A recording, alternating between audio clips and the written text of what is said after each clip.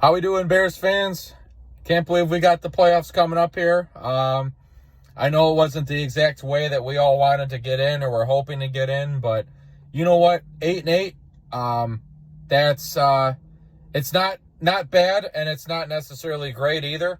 But there's a lot of worse teams out there, and the seventh seed in each conference now is new. It's not only a COVID deal. It just happened to come in alignment with the COVID season, but you know what? It's fair game, and the Bears got in. The Cardinals did not play well the rest of their season. It showed they really were lacking execution. They were lacking confidence. Kyler Murray really had a few tough games. I still think that he's going to be really good. I really do.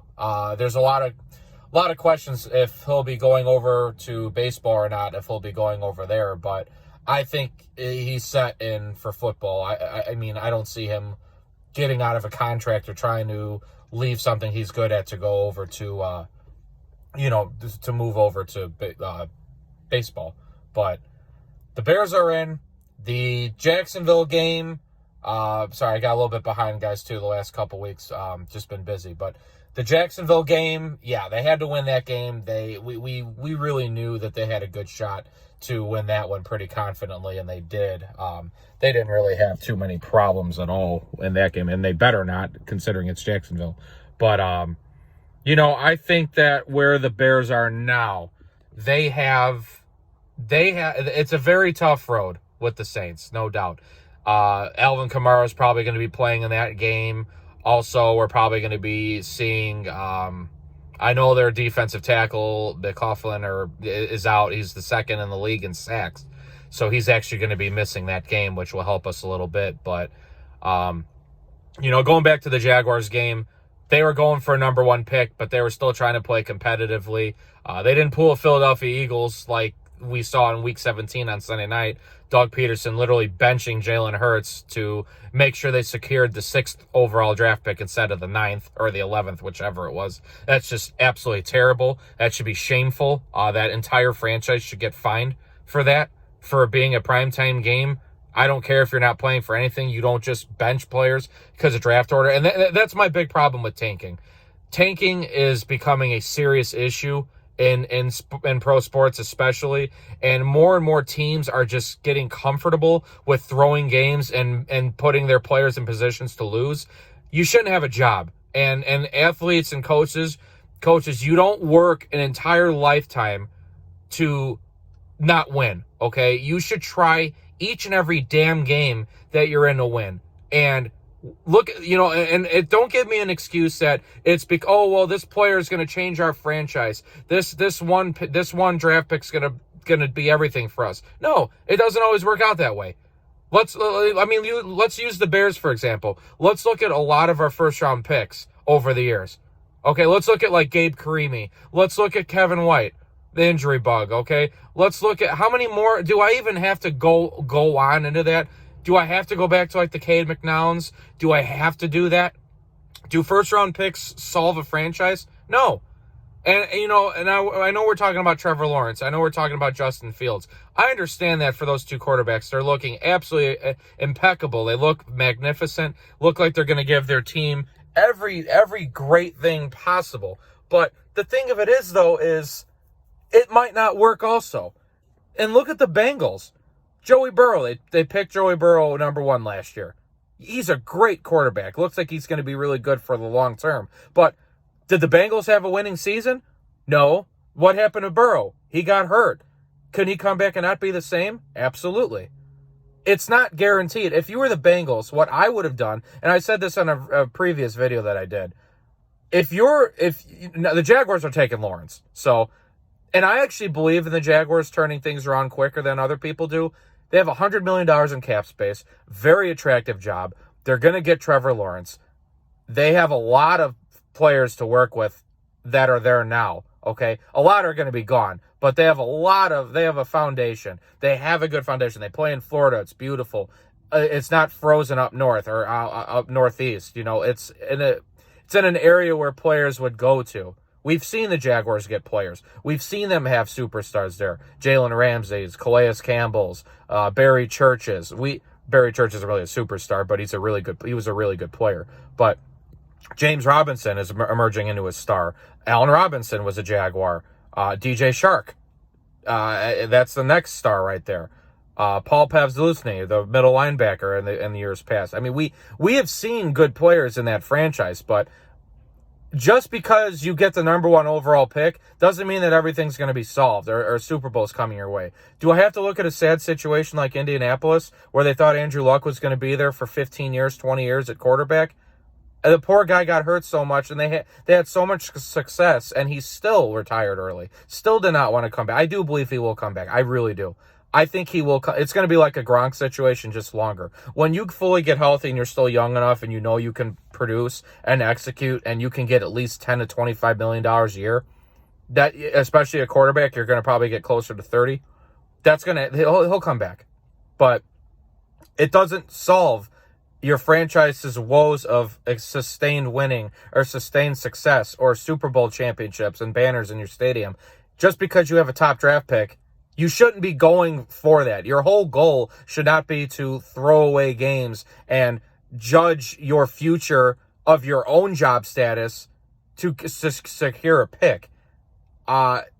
We've seen that already with the Jaguars. Doug Marrone ain't coming back. Doug Caldwell, their GM, already got fired earlier in the year. These are guys that thought they were going to be sticking around, thought they were going to have a good chance to maybe stick around another year and continue to implement their system. It just didn't work out that way. And then the Bengals, look at all the help that they still need. And look at the division that they're in. They got to go above the Ravens. They got to go above the Browns. And they got to go above the Steelers. Even with Joey Burrow, it's not happening. It's just not happening. You have to be able to have free agency. You have to be able to execute through trades. You have to have everything go right for you. You can't just draft and win. And we know that with the Packers. We've seen it over and over again. And they've had two of the best quarterbacks of all time in our lifetime. And they have one Super Bowl to show for it because they never hit on free agents that they need because the front office refuses to do that. And all they do is draft, but then they draft incorrectly. And they drafted incorrectly this last year. Jordan Love is a wasted draft pick. Even if he turns out to be good, it's a wasted opportunity. And also, you drafted A.J. Dillon. I originally thought that was a bad draft pick going into the season because they already had all their running game. But if Aaron Jones is a free agent and as good as he is, we've seen what happens when you pay running backs, and I was a big critic of that. But now I'm understanding a little bit more why they're not, because it all depends on the offensive line. A running back is all through the offensive line. Unless you're Barry Sanders, Jim Brown, or Walter Payton. Those are the only few guys that you can really sit there and think about that did not need an O-line to get all the yardage that they did. That's why they're Hall of Famers. That's why they're the three best players to ever put on a uniform in the NFL. But a guy like Emmitt Smith, yeah, he's a Hall of Famer, he's really good, but look at the line. Derrick Henry is a guy that is a running back that can be in a conversation 5-10 years from now if he keeps running the way he does, because that Titans offensive line is not that great. It's solid, but it ain't that great. And they didn't even have Taylor Lewan this year. So Derrick Henry's a guy that just pushes through and plugs through and runs his horses off to get there. He is a special running back, and he can catch from the backfield and take care of everything else that he needs to do. But the Bengals, that's my point. Let me make that point quick before going back to the Bears. The Bengals need a lot more help. And if I were them a year ago, I would have taken the Miami trade. I would have taken those 3 first-round draft picks. Yeah, you're not going to get Burrow, okay? But you would have had another miserable season. You would have probably been right in the line this year with Lawrence and Fields and Zach Wilson, all these other quarterbacks that people are looking at and praising. You would have been in that spot, and you would have had those additional draft picks. How do you all think the Miami Dolphins turned it around so quick? They got a new coaching staff, Brian Flores, very aggressive, defensive-minded, knows what he's doing, implemented a system, got guys to buy in, got players to believe in what was going on down there and the transformation of the franchise. They had all those first-round draft picks and additional draft picks. Tons of cap space. Look at all the free agents they signed. Look at the extensions they made. They locked up Devontae Parker a long time. They signed Kyle Van Noy. They got Brian Jones. They got all these other players. They were set. They were ready to go. And they still have draft picks. That's the spot that the Jaguars are in. That's why you ask me now who's in a better spot. Jaguars or Bengals? The Jaguars are in a way better spot. They got 11 draft picks and more cap space than Cincinnati. Anywho, though, that's really my thing for the tanking. It's not worth it because you're going to lose your job. If you tank, you're setting some other regime up. You're not taking care of yourself. If you're a head coach or a GM, you are setting it up for the next term. And you may never get a job again that you currently have. You work your whole life to have success in pro baseball, pro basketball, pro hockey, and pro football. You have to try and win every game. You got to. And if you're a fan and you say that's the wrong thing to do and blah, blah, blah, blah, blah, blah, and it's wrong, no, it's not. You got to win. It's all about winning percentage. That's what careers are based on. That's what Hall of Fame candidacies are based on. Back to the Bears, though. The Jaguars game, it was a rout. And a lot of people didn't even know it was going to be a rout. Even with the team that's won one game. The Jaguars, they took the Packers down to one possession at Lambeau a few weeks back. Every game, and look at the Rams losing to the Jets. All right? It's just, you never know on any given Sunday. That's the phrase in the NFL. Any given Sunday, a team can beat you. 0 wins or 16 wins. A team can beat you. Then the Packers game. What did we see that is going to make us feel better about going into the playoffs? Honestly, the first half and a little bit further into the third quarter, things look pretty good. The Bears were right there. They made 3 terrible defensive mistakes of not catching clean interceptions. But you know what? That's why the guys are on defense. It's why it happens. Yeah, do you need to catch the balls? Yes, absolutely. When you have Aaron Rodgers set up for 3 interceptions, you need to do that because those 3 interceptions can turn into points. Every one of them can be touchdowns, field goals, whichever. But the Bears unfolded late. Their game plan completely shifted. They got away from the running game. They fell far behind. Then they were trying to use Trubisky to throw the ball. All right? We've said this over and over again about Trubisky. At least I have. I know everybody else has bought in. I have complimented his work that he has done since he came back. But there are 2 or 3 of those games that I'm watching him and I'm not in, guys and girls. I'm not in long term. I have not been in long term for a while. I root for Trubisky. I do. He's my quarterback. I will root for him, but he is not the long-term answer. Again and again and again. We have Foles 1 more year. He's under contract. He's not going anywhere. But now with all these rumors and surfaces of Deshaun Watson being available in trade, Matthew Stafford's going to be available, Carson Wentz, even though I really don't want Carson Wentz. All these quarterbacks are going to be on the market now, on the trade market, and the Bears have just enough cap room to make something like this work because they're going to have to worry about paying Trubisky anyways. They're going to have to franchise Allen Robinson, franchise tag him until they can figure out what they want to do with him. You cannot let him go away, especially if you're going to get a top quarterback. If you're going to go after Deshaun Watson or Matthew Stafford, you damn as hell better make sure you have a top wide receiver, and that's Allen Robinson. So that would stick, all right? And then you got the tight end game with Jimmy Graham and Cole Kmet. Jimmy Graham's probably going to get cut because they'll save probably $10 million if they do so. But Cole Kmet's now in the offense regularly, so they have him to throw to. Anthony Miller will have to get more involved. Darnell Mooney, he looks like a legitimate number 2. He looks like he's breaking through just like Alshon Jeffrey did when we first drafted him. Anthony Miller's still around. We have to figure out what to do with him, how to get him more utilized and get him comfortable because he just shows too many times he's not very comfortable. And we gotta break that stretch and fix that. But the Bears are an attractive team. I don't know if Chuck Pagano's going to make it. A lot of drives have been very concerning. I still believe this is a top defense. I will stand by that word every single day. I really will. They were 11th or 12th in the whole league in total defense.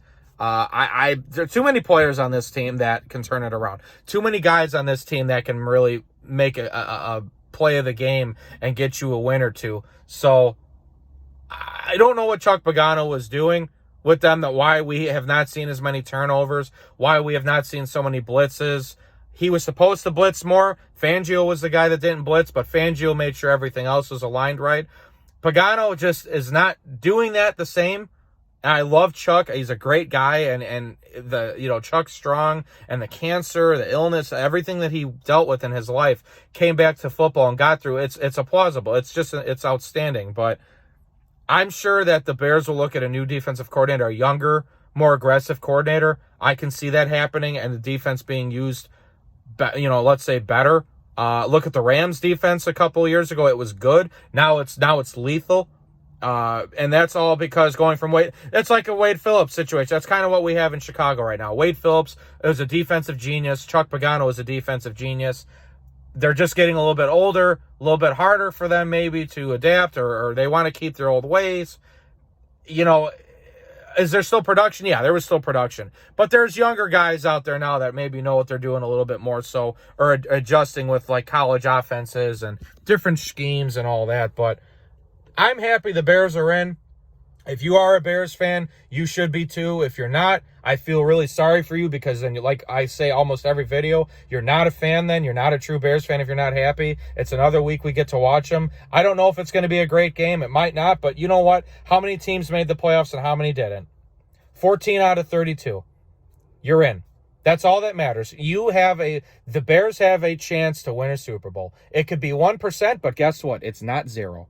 It's not zero like it is for the Bengals or the Jaguars or even the Cardinals or even a team like I don't know who you want to pick. I mean, look at a team like the Falcons. A team like the Falcons that started out so bad got a little bit better, but they're playing. Like you're improving, but it's too late by the time you get going. So let's be happy, folks. Hope everybody's doing all right so far this new year. Hopefully everybody's staying safe and healthy. I will be posting up my football picks and my final results on the season. I had another awesome year with my selections for week-to-week games. I'll be putting in my playoff bracket. I hope the Bears can make some noise this weekend. I hope they can keep a competitive game. I'm not expecting them to win this at all, but I hope that they can have a competitive attempt and throw the Saints off a bit, or at least make them uncomfortable so that we're able to get some respect back here and some national respect, because I think the Bears did have it, especially after 2018. They had a lot of it last year too. A lot of it was gone, but when we got off to that hot start this year, it was kind of coming back, and then it went down again because of the losing streak. But then they played better, and a lot of it started coming back again. It's just an up and down situation. So go Bears, bear down, and the Bulls. My goodness, the Bulls. We have something building here. Billy Donovan and this front office have something going. And everybody keeps saying that Zach LaVine is not worthy of a contract extension. You're messed up. You are messed up. Look at contracts in the NBA. Look at 7th, 8th rotational players getting $20 million a year. You're telling me that Zach LaVine's not worth $25 million a year? Come on now. He is worth that. He puts up 30 to 40 points a night. His defense is improving. It's going to get better with Billy Donovan. He's going to get more aggressive. And look at the team. Look at Kobe White. Look at the chemistry that we're building here. Look at going into Portland the other night. Now we're going to see how we play against the Lakers and Clippers. It's all a fun challenge. But the Bulls aren't supposed to be in the playoffs right now. So winning some of these games and showing all this effort, this is exactly what we're looking for. And this is to try to show a free agent in this next summer, hey, we're back. The Chicago Bulls are back. We are returning. We're going to get back to our early 2010 days. We're going to start winning again. We got a real coach, a real front office, and it feels so freaking good. Let me tell you, it feels so damn good to know what's going on and to know that we have a foundation building with real basketball guys. Not Gar Forman, not Pax. They're out. As much as I appreciated Pax for what he did in the 90s, dude, you were not an executive. The only thing him and Gar did, and I will say this, they drafted well. They actually did draft pretty well. They had a good scouting, even though they messed up on the Tyrus Thomas situation. They messed up on the whole Marcus Teague bit and Nikola Mirotic, a few other guys. They messed up, all right? But they were pretty good with picking out some talent. They just didn't understand how to utilize the rest. Didn't know how to bring in players. Didn't know how to really trade. Didn't do anything that they really needed to do. But the Bulls now are rolling. If they don't make the playoffs, yeah, it's whatever. It might not be what's expected, but It's so nice to see some competitive games. It's so nice to see this team building all the confidence they need, because it will go forward and it will improve. Billy Donovan's got, I think, at least 4 years on his contract. I am just so happy and grateful, seriously, and looking at this team, continuously watching them, and more games to go. The Blackhawks start up soon. I'm happy about that, even though it's going to be tough with the division realignment and no more goalies, really, and defense is still a question mark. Jonathan Toews is going to miss time. Doc is out 4 to 5 months. Hockey's back. That's all that matters. And then we got the White Sox and Cubs coming along soon. The Cubs are just completely trying to give up. They're totally trying to retool. Not even retool. They're trying to rebuild. They're just not saying it yet. They want to shed all that payroll. They want to get as much money off their back, and they want to get rid of these players. They got fleeced on that Yu Darvish trade. Fleeced. Absolutely hosed on that trade. You traded the second pitcher in the Cy Young race, and you traded 3 years at a bargain, a bargain's market for a starting pitcher, for 2 17-year-olds and 2 other throw-in players. And Zach Davies, who are you? Are you even going to keep Zach Davies? He's on a 1-year deal. You're going to try to trade him too. What are they doing? And then you keep Rizzo, so you're going to put Rizzo in hell, and you're going to let Baez just go, which, whatever, with Baez, okay. His peak was already a year ago. They missed out on that. Wilson Contreras, they missed out on that peak too. If you wanted to trade these guys after the World Series, you should have did it then. Like I said all along, they should have traded Kyle Schwarber after the World Series. They should have moved him as soon as they knew that his peak was there, and they could have gotten their top starting pitcher back then. They messed up that so bad, and I was all over it over and over again. Now they just let him walk, just like everybody else. Just as a sad situation for a team that's been winning games and been winning divisions. And even if it's a winnable division, they still won it. Just to give up, though, in a division that still has not gotten much better. The Cardinals still have question marks. The Reds are trying to retool now, and they just were going for it last offseason. This is how sports are. This is how it works. It's mind-boggling. It's baffling. It's whatever, but this is how it goes. And then you got, the White Sox are... Come on, Sox. We got Hendricks there. We got... is Luis Castillo an option for a starting pitcher? Are we able to make a big trade again here and get even better in the pitching department? Are we going to get another bat? I can't wait. I'm so excited. I cannot wait at all. This team should be around for a while, and hopefully everybody's healthy and safe and comes back just on a vengeance and gets through that. The Oakland game is still hurting. I know it is. It's still hurting me. I know that series is still hurting these guys. They want more. They want to get back. They want to keep doing what they're doing. And you got the MVP on your back now, too. So, good things for the Sox. The Cubs are going through some tough times now. The Bulls are looking a lot better. Blackhawks are probably going to have some tough times. And the Bears, you know what? They've done it for us. They're in. They weren't in last year. They're in this year. Bear down. Go Bulls. Go Blackhawks. Go White Sox.